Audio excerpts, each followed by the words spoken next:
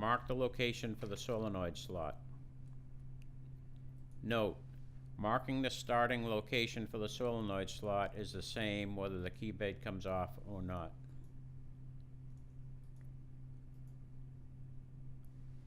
A. For pianos with the keybed removed. Place the keyframe on the keybed and line up the marks made in 1C. Mark the keybed at the keyframe cut on the bass and treble ends. Note: if you have the slot locating tool, this would be a good time to use and save some time.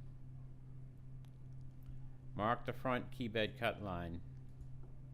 Remove the keyframe. Measure 11/16 of an inch or 18 millimeters towards the front of the keybed to establish the front solenoid cut line.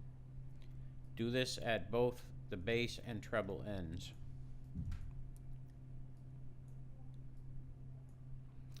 Now measure 4 5/8 of an inch or 117 millimeters to the rear of the piano to establish the back of the solenoid slot.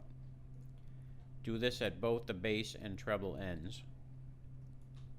Connect both the front and rear solenoid slot lines.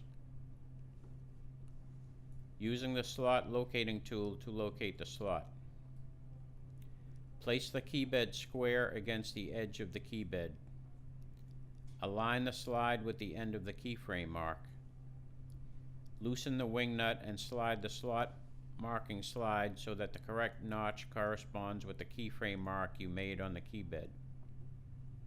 Tighten the wing nut to hold this measurement. With a pencil, mark the keybed on the notches that define the backside and the front of the slot. Do this measurement for both the treble and bass locations. Locating the end of the slot. From the end of the keyframe mark on the keybed, add a 1/2 inch or 13 millimeters for additional room for the key solenoids. Do this for the bass and treble ends to establish the end of the slot. Note: if you need to drop more solenoids, repeat step 3A to define the top and bottom notes of the piano disc system and correct the scale stick. Make sure these marks are accurate, as you will use these marks to define the front to back and end dimensions for the slot you will cut in the keybed.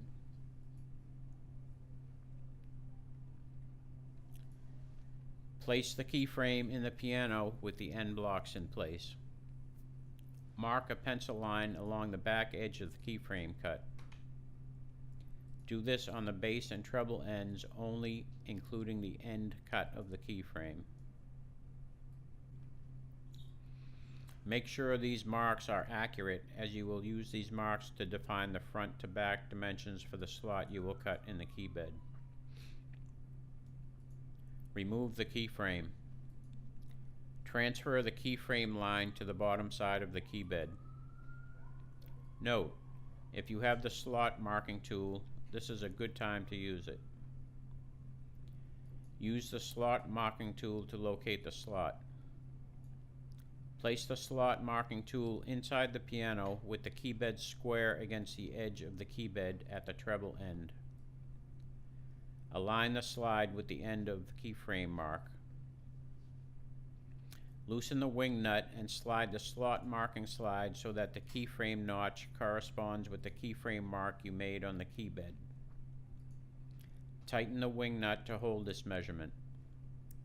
Move the slot marking jig to the bottom side of the piano at the treble end. With a pencil, mark the keybed on the notches that define the back side and front of the slot. Now do this measurement for the bass location, as it may not be the same as the treble. If the slot locating jig is not available, use the following procedure. Measure from the keyframe line on the keybed, treble side, to the front edge of the keybed and transfer this measurement to the bottom side of the keybed.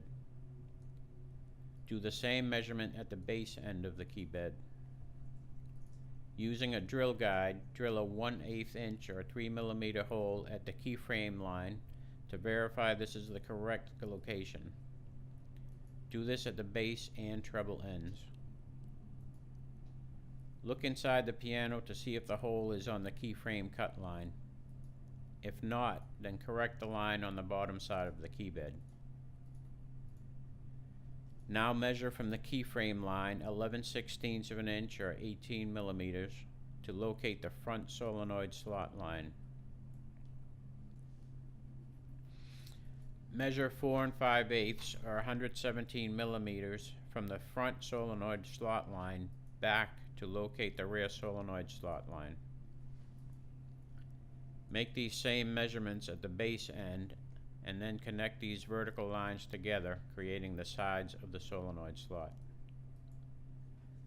Locate the end of slot. From the 1/8 or 3 millimeter locating hole inside the piano, measure to the end of keyframe line and transfer this measurement to the bottom of the keybed. Do this for bass and treble ends.